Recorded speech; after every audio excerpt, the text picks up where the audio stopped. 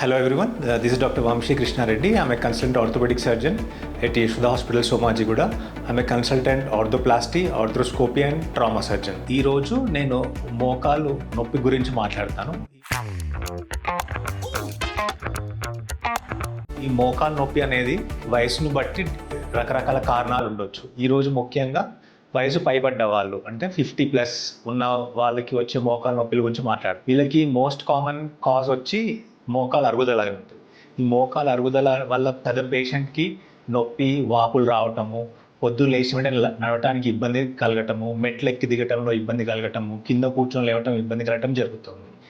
దీనికి ఇనీషియల్ స్టేజెస్లో ఫిజియోథెరపీ మందులు ఉన్న రాను ఒకసారి స్టేజ్ 4 ఆర్థరైటిస్ వచ్చిన తర్వాత దానికి చికిత్స అంటూ మోకాలు మార్పిడి ఆపరేషన్ మాత్రమే. ఈ operation relatively safer operation, elective procedure లాగా చేస్తాం. దీన్ని అన్ని జాగ్రత్తలు తీసుకొని అన్ని పేషెంట్ అనుకూలంగా ఉన్నప్పుడే ఈ ఆపరేషన్ చేస్తాము.